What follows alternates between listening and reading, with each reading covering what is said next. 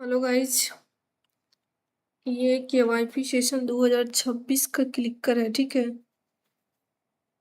ये डे आपका 54 है।